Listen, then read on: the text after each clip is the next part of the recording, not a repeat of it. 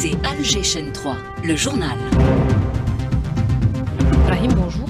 Bonjour Hadja, bonjour à tous. Dans ce journal, retour sur les 3 audiences accordées hier par le président de la République à l'ambassadeur du Chili en Algérie au terme de sa mission, au PDG de la compagnie maritime CMA CGM et également le chef de l'État a reçu l'artiste algérien de renommée mondiale DJ Snake.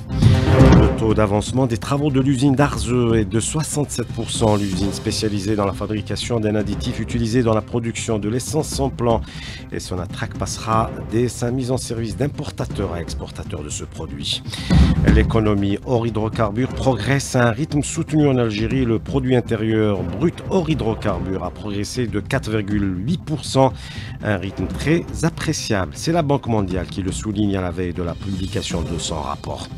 L'armée d'occupation israélienne a commis un nouveau massacre ce matin en tirant sur des Palestiniens venus récupérer des aides dans un centre de distribution à Rafah. 23 martyrs, 200 blessés, c'est le premier bilan.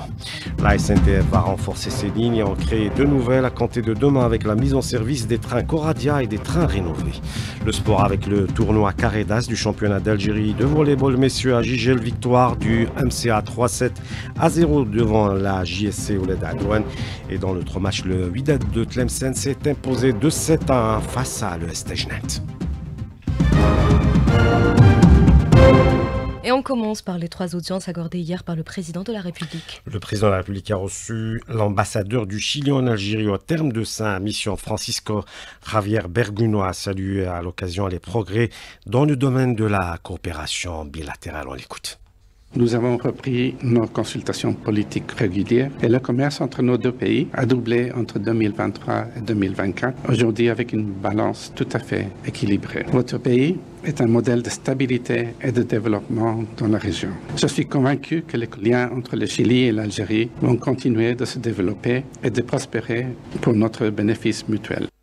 Autre audience accordée par le chef de l'État au PDG de la compagnie maritime CMA CGM, Rodolphe Saadeh a évoqué notamment les projets de sa compagnie en Algérie. J'étais ravi de rencontrer Monsieur le Président de la République, Monsieur Tebboune, pour faire un point sur les différents projets que le groupe CMA-CGM travaille en Algérie. Avec l'aide du ministre des Transports, nous souhaitons essayer d'avancer sur ces différents projets. Nous croyons beaucoup dans le développement de l'Algérie. Je pense qu'il y a un véritable potentiel. Nous allons essayer de surmonter les difficultés opérationnelles et essayer d'avancer dans la bonne direction. Le président de la République a reçu également l'artiste algérien de renommée mondiale William Grikasin, connu sous le nom de DJ Snake. 2 ministres en Slovénie pour renforcer la coopération bilatérale. Chargé par le président de la République, Majid Tebboune, le ministre de la Santé, Abdelhak Seyhi, et le ministre du Travail, Faisal Bentaleb, entament depuis hier une visite officielle de 4 jours en Slovénie où ils tiendront une série de rencontres et d'entretiens avec leurs homologues slovènes. La prise en charge des enfants et adolescents palestiniens victimes du génocide à Gaza devrait constituer également l'un des principaux axes inscrits à l'ordre du jour de cette visite. Et puis l'Algérie a pris hier la présidence de la commission de l'application des normes internationales du travail dans le cadre des travaux de la 113e session de la conférence internationale du travail qui se tient à Genève. Avec la réception prochaine de l'usine d'Arzeu spécialisée dans la fabrication du MTBE, un additif utilisé dans la production de l'essence sans plan, Sonatrach passera d'importateur à exportateur de ce produit. Le PDG du groupe a visité hier l'usine toujours en chantier dont le taux d'avancement a atteint 67%. On écoute Rachid Hachichi, le PDG de Sonatrach. Avec la mise en service de ce projet, on répondra aux besoins de Sonatrach dans la production d'essence et l'excédent sera exporté. On passera ainsi du statut d'importateur à celui d'exportateur. Les travaux avancent à un rythme soutenu, ils ont atteint les 67%. La livraison du projet est prévue d'ici la fin de l'année en cours. Et un mot d'énergie et les cours du pétrole qui grimpent, le marché montrant soulagé par une hausse de la production de l'OPEP+, moins élevée que ce qui était redouté. Le Brent prenait 2,82% à 64,55 le baril. L'entreprise chinoise Jingdong Steel va construire une usine de production de fer et d'acier dans la wilaya de Msila. La société a obtenu hier une concession et la capacité de production totale total est estimé à 500 000 tonnes par an de tôle et de tubes en acier de différents types. La signature du projet d'une valeur de 500 millions de dollars a eu lieu au siège de l'Agence algérienne de promotion de l'investissement. On écoute son directeur général Omar Kash. Le projet vise à produire des plaques de tôle et des tubes en acier avec une grande capacité. Il est d'une valeur dépassant de 500 millions de dollars. Ce projet permettra la création de plus de 1000 emplois directs et 2000 emplois indirects. Il est attendu qu'il insuffle une grande dynamique à la région. Et l'économie en hydrocarbures qui progresse à un rythme soutenu en Algérie selon la Banque mondiale à la veille de la publication du rapport économique périodique de cette institution financière internationale consacrée à l'Algérie. Cyril Despentes, économiste principal pour l'Algérie auprès de la banque, a souligné hier à Alger lors d'une conférence de presse tenue en marge de sa mission en Algérie qu'en 2024 la croissance économique a été robuste et le produit intérieur brut hors hydrocarbures a progressé de 4,8%, un rythme très appréciable selon lui. La Banque mondiale qui prévoit pour 2025 un rebond de la production et des exportations d'hydrocarbures, notamment grâce au relèvement des quotas de la production de pétrole au sein de l'OPEP+. L'Algérie qui mise également sur le secteur minier pour réussir sa politique de diversification économique. Une rencontre a été organisée hier soir par la société Sonarem qui a mis en lumière les avancées du secteur ainsi que les efforts pour accélérer son développement. Lina Touche. Le secteur minier est aujourd'hui au cœur de la diversification économique, notamment à travers les méga-projets de Garage Bilat et Ouadamizor, levier clé pour réduire la dépendance aux hydrocarbures. Belkacem Soltani, PDG de Sonarem. Garage Bilat, elle est en bonne voie. Récemment, nous avons installé une unité de traitement de 5 millions de tonnes de pré-traitement pour réduire le taux de phosphore et augmenter la teneur en fer. Donc, on va rentrer en production en 2026 pour faire 2,6 millions de tonnes de produits pré-traités du minerai du fer. Ouadamizor, on est en phase d'ouverture et de préparation de la construction de la mine souterraine et nous allons installer une unité de traitement en flotation pour produire 30 000 tonnes de plomb et plus de 170 000 tonnes de zinc. La nouvelle loi minière vient réformer le secteur pour attirer plus d'investissements tout en offrant des facilités pour le dynamiser. Par le passé, les procédures pour l'octroi d'un titre d'exploration, quand on trouve une réserve, on crée un deuxième dossier. Actuellement, nous avons abrogé cette disposition par la nouvelle loi pour dire le même titre d'exploitation, il devient permis d'exploitation. Par le passé, quand le gisement nécessite un traitement particulier en matière d'unité qu'on appelait établissement classé par le ministère de l'Environnement, actuellement, on peut avec le titre d'exploitation continuer à faire l'extraction et l'exploitation de votre gisement en attendant l'octroi de l'autorisation d'un établissement classé, indépendamment de l'article 102 qui a abrogé cette règle 51-49. L'État mise ainsi sur le développement du secteur minier pour renforcer sa souveraineté et diversifier durablement l'économie nationale. Compte rendu signé Lina Hadouche. À compter de demain, la SNTF va renforcer ses lignes et en créer de nouvelles interwilayas avec la mise en service des trains Coradia et des trains rénovés dans les ateliers de la société. L'opération prévoit le lancement d'une nouvelle ligne de train de nuit reliant Alger et Tlemcen via Oran et Sidi Bel Abbas et d'une autre reliant Constantine et Biskra via Batna. La ligne Alger-Oran sera également renforcée avec 2 voyages quotidiens supplémentaires pendant la journée. Une bonne nouvelle pour les voyageurs à la fête de l'Aïd al-Adha, bien évidemment, et à l'occasion de cette fête, la protection civile rappelle les consignes à suivre, notamment l'interdiction des barbecues en pleine nature. La loi est claire, elle punit les contrevenants. Sophia Bokacha. Faire un barbecue en forêt, c'est une habitude pour certains durant l'Aïd, une tradition conviviale mais risquée. Si certains sont conscients du danger, d'autres ignorent que ce geste est interdit et peut déclencher un incendie. Des barbecues soit florable, ta bouche et soit ta bouche, oui, c'est agréable, mais un incendie peut vite se déclencher. Le rappel est clair, tout feu en forêt, barbecue compris, est interdit. Les sanctions peuvent aller jusqu'à l'emprisonnement. Saïd Seali, directeur de la protection de la faune et de la flore à la DGF. Il est strictement interdit d'allumer un feu à l'intérieur des forêts ou bien installer des barbecues parce que qui va commettre un tel délit risque d'avoir des sanctions très graves. La loi 23-21, l'article 136 à l'article 142 chaque gravité de délai engendre des répercussions soit sur la partie pénale ou bien amende. Donc celui qui allume le feu d'une manière accidentelle, même si hors forêt, il risque la prison et il risque des pénalités, des amendes très élevées, allant jusqu'à 150 millions de centimes. Les durées de prison vont de 3 ans jusqu'à perpétuité. La baisse des feux de forêt l'an dernier illustre l'efficacité de la politique participative des pouvoirs publics, de la loi sur les forêts et des décrets de prévention et de lutte contre ces incendies. Un progrès encourageant, fruit d'efforts conjoints pour mieux protéger notre environnement.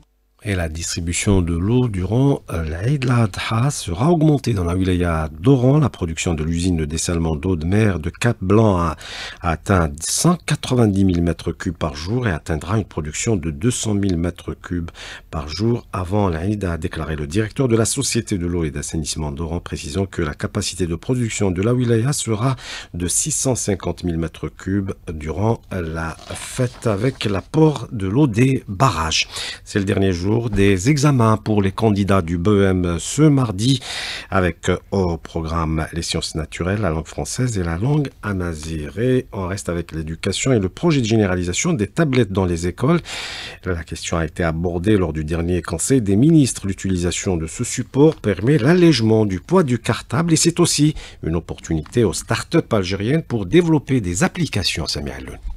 Les tablettes numériques comme support pour progressivement remplacer les manuels scolaires, livres, cahiers, les transformant en un format plus pratique pour nos plus jeunes, avec un contenu éducatif adapté et un accès instantané à des ressources pédagogiques variées. Fawzi Ramli, cofondateur de BNF Company, spécialisé dans les technologies de l'éducation. Nos élèves, nos enseignants et notre système éducatif ont besoin de cette modernisation. C'est là où les startups algériennes ont un rôle clé à jouer. Depuis plusieurs années, notre écosystème a mûri. Nous avons conçu, testé et déployer des solutions pédagogiques dans des environnements variés, parfois même contraints. Nous connaissons les réalités du terrain. L'intégration locale ne doit pas être seulement industrielle ou technologique. Elle doit être aussi pédagogique, créative et durable. Il est question de mettre en place une stratégie dédiée à l'intégration de ces outils numériques dans le secteur de l'éducation, tout en préservant l'essence de la pédagogie traditionnelle. Amina Oultache, fondatrice de la start-up Créadev, spécialisée dans la technologie de l'éducation. L'Algérie compte aujourd'hui des startups capables d'accompagner la digitalisation du secteur éducatif. Il est donc possible de construire des solutions locales, durables et adaptées à nos réalités. Cependant, plusieurs pays ont adopté les tablettes puis se sont rétractés. Donc, à mon avis, ce qui serait intéressant, c'est de bien analyser tous les cas, de tirer les conclusions de leur expérience afin de mettre en place une stratégie équilibrée qui tire le meilleur des outils numériques sans nuire pour autant aux capacités d'apprentissage des élèves et à leurs capacités cognitives aussi. Une transformation des outils pédagogiques qui repose en partie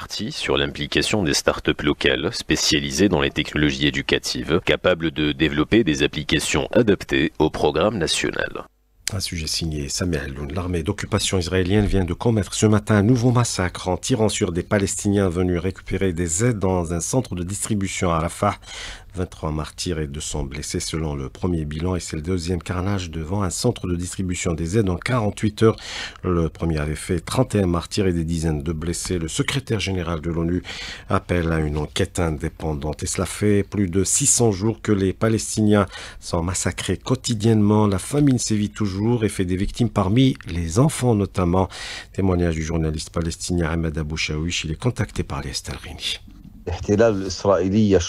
L'occupation sioniste a déchaîné sa colère sur les habitants de Gaza, en particulier les enfants et les femmes. Le bilan des dernières 24 heures s'élève à plus de 70 martyrs. La destruction dépasse tout ce que nous pouvions imaginer. La bande de Gaza vit actuellement une famine sans précédent. Le monde continue de regarder Gaza affamé, où les gens tombent dans les rues faute de nourriture. Les enfants affamés, les femmes et les personnes âgées sont les plus touchés par cette souffrance. Quant aux aides que l'occupant prétend avoir fait entrer dans la bande de Gaza, elles ont été interceptées pour tromper le monde et ainsi faire taire la pression arabe et internationale. La réalité est tout autre. À chaque minute, de nouveaux martyrs tombent. Le secteur de la santé s'est effondré. Les hôpitaux du nord de Gaza ne sont plus fonctionnels. Et dans le sud, les médicaments ne suffisent plus à soigner les malades.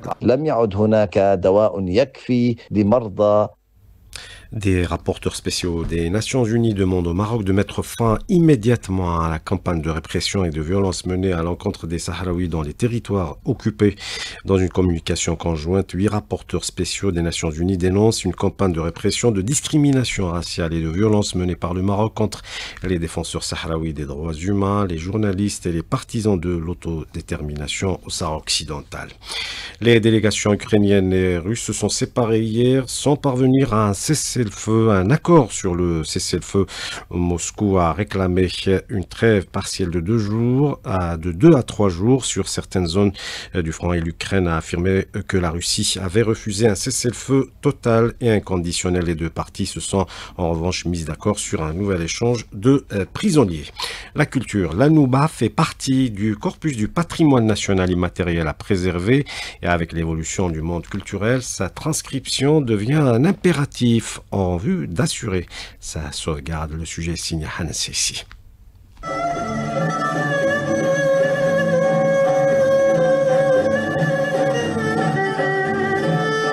La transcription de la Nouba andalouse est un pari scientifique au vu du riche potentiel culturel que représente ce genre dans notre pays. La démarche s'impose dans le cadre de la sauvegarde du patrimoine national. Mohamed Mehanek, musicologue, chercheur au Centre national de recherche anthropologique. La musique andalouse est héritée par voie orale. Sa transmission est restée à la traditionnelle. Il y a certaines transcriptions au niveau des instituts, de l'ENS, à l'INSM, l'IRFM. Youssef Touaibi qui a déposé certaines transcriptions, Ta'addarj, Nsarafa, Touchiyat, mais ça reste toujours dans le cadre d'analyse, pas dans l'objectif d'interprétation. Au fil des années, le genre musical s'est ancré dans la tradition culturelle du pays grâce aux poésies d'auteurs algériens qui ont consacré les faits et des histoires en rapport direct avec le quotidien des populations à l'époque. Un gisement d'informations socioculturelles à préserver. Abdelkader Ben Damesh, musicologue. On est en face d'une musique traditionnelle qui nous accompagne depuis des siècles en Algérie. Et ce sont des Algériens qui l'ont transformé, travaillé dessus. Ce sont des artistes qui l'ont élaboré. D'ailleurs, les gens qui savent écrire savent aussi pourquoi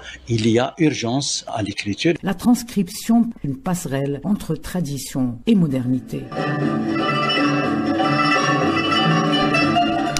Un sujet signé Hanan Sessi. Le sport et le tournoi Carredas du championnat d'Algérie de volleyball messieurs à Gigel. Victoire hier du MCA 3-7-0 devant la JSC Ouled Adouane.